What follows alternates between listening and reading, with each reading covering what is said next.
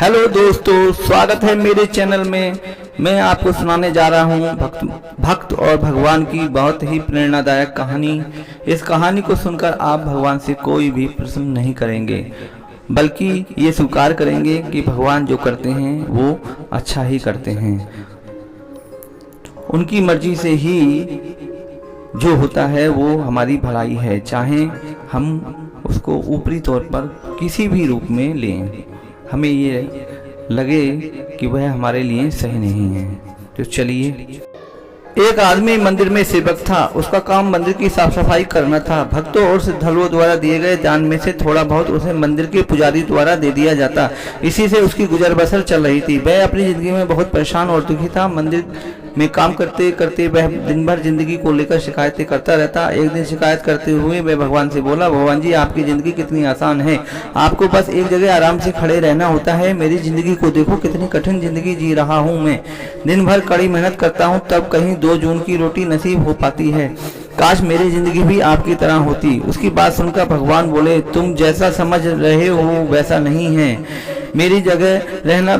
मेरी जगह रहना बहुत ही मुश्किल है। मुझे बहुत सी व्यवस्थाएं करनी पड़ती हैं। यह हर किसी के बस की बात नहीं है। भगवान जी, कैसी बात कर रहे हैं आप? आपका काम आसान ही तो है। आपकी तरह तो मैं भी दिन भर खड़े रह सकता हूँ, इसमें कौन सी बड़ी बात है? मंदिर का सेवक बोला, तुम नहीं कर पाओगे, इस काम में बहुत धैर्य की आवश्यकता पड़ती है। भगवान बोले, मैं जरूर कर पाऊंगा। आप मुझे एक दिन अपनी जिंदगी जीने दीजिए। आप जैसा बताएंगे मैं वैसा ही करूंगा। मंदिर का सेवक जिद करने लगा। उसकी जिद के आगे भगवान मान गए और बोले, ठीक है, आज पूरा दिन तुम मेरी जिंदगी जियो।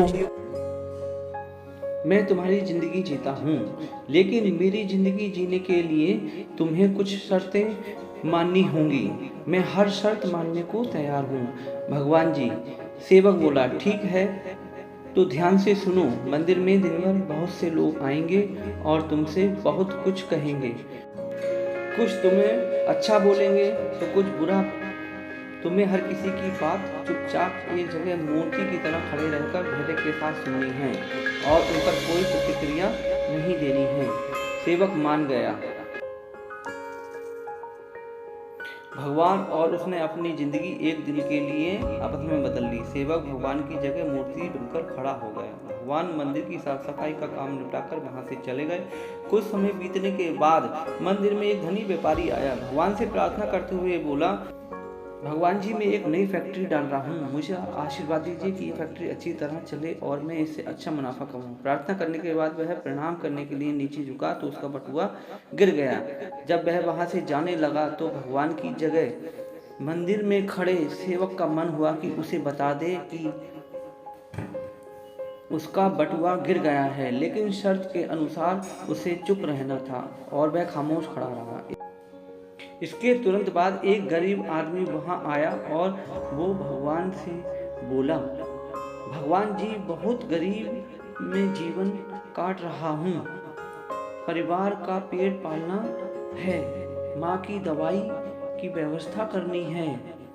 समझ नहीं पा रहा हूँ कि इतना सब कैसे करूँ। आज देखो, मेरे पास बस 1 रुपया है, इससे मैं क्या कर पाऊंगा?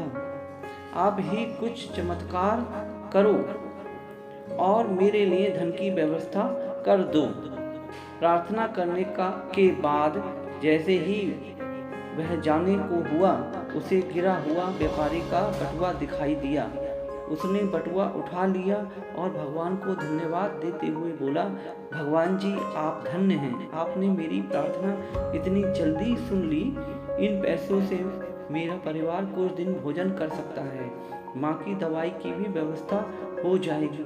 भगवान को धन्यवाद देकर वह वहाँ से जाने लगा। तब भगवान वाले मंदिर के सेवक का मन हुआ कि उसे बता दे कि वह बटुआ तो व्यापारी का है, उसे मैंने नहीं दिया। वह जो कर रहा है वह चोरी है, लेकिन वह चुप रहने के लिए विवश था, इसलिए मन मारकर चुपचाप खड़ा रहा।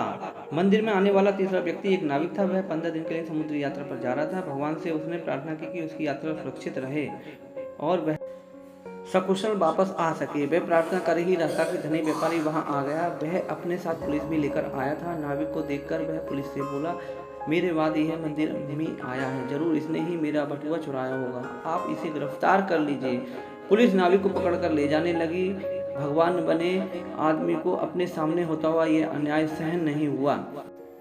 शर्त के अनुसार उसे चुप रहना था, लेकिन उसे लगा कि बहुत गलत हो चुका है। यदि अब मैं चुप रहा तो एक बेकसूर आदमी को व्यर्थ में ही सजा भुगतनी पड़ेगी। उसने अपनी चुप्पी तोड़ते हुए कहा, आप गलत व्यक्ति को पकड़कर ले जा रहे हैं। ये बटुआ इस नाविक ने नहीं, बल्कि इसके पहले आए गरीब व्यक्ति ने चुराया। मैं भगवान हूँ और मैंने सब देखा है। पुलिस भगवान की बात कैसे नहीं मानती। उसकी बात मानकर उन्होंने नाविक को छोड़ दिया और उस गरीब आदमी को पकड़ लिया। भगवान वापस आए तो मंदिर के सेवक ने पूरे दिन का वृत्तांत सुनाते हुए उन्हें गर्व के साथ बताया कि आज मैंने एक व्यक्ति के साथ अन्याय होने से रोका है। देखिए, आपकी जिंदगी जीकर मैंने कितना अच्छा काम किया है। उसकी बात सुनकर भगवान बोले, ये तुमने क्या किया? मैंने तुमसे कहा था कि चुपचाप मूर्ति बनकर खड़े रहना, लेकिन वैसा न कर तुमने मेरी पूरी योजना पर पानी फेर दिया।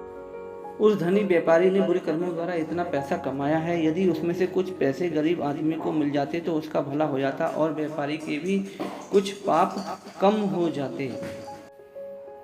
जिस नाविक को तुमने समुद्री यात्रा पर भेज दिया है, अब वह जीवित वापस नहीं आ पाएगा। समुद्र में बहुत बड़ा तूफान आने वाला है। यदि वह कुछ दिन जेल में रहता तो कम से कम बच जाता। सेवक को यह सुनकर एहसास हुआ कि वह तो बस वही देख रहा है जो आंखों के सामने हो रहा है, जबकि पीछे की वास्तविकता को वह नहीं देख पा रहा है। जबकि भगवान हर पहलू पर विचार कर अपनी योजना बनाते हैं और लोगों के जीवन को चलाते हैं। इससे हमें सीख मिलती है। हम सभी भगवान की योजनाओं को समझ नहीं पाते। जब हमारे साथ कुछ भी गलत हो रहा होता है या हमारे हिसाब से नहीं हो रहा होता है तो अपना धैर्य खोकर हम भगवान को दोष देने लगते हैं। हम ये समझ नहीं पाते हैं कि इन सबके पीछे भगवान की कोई ना कोई योजना छुपी हुई होती है। ऐसे समय में हमें भगवान पर विश्वास रखकर धैर्य धारण करने की आवश्यकता है। इसलिए चिंता न करें। यदि आपकी मर्जी से कुछ नहीं हो रहा तो इसका अर्थ है कि वह भगवान की मर्जी से हो रहा है, और भले ही देर से ही सही, भगवान की मर्जी से सब अच्छा ही होता है। इस तरह हमें इस कहानी से प्रेरणा मिलती है कि हमें भगवान से कभी भी शिकायत नहीं करनी चाहिए, क्योंकि जो भी होता है भगवान की मर्जी से होता है और भगवान हमेशा हमारा भला ही सोचते हैं। धन्यवाद।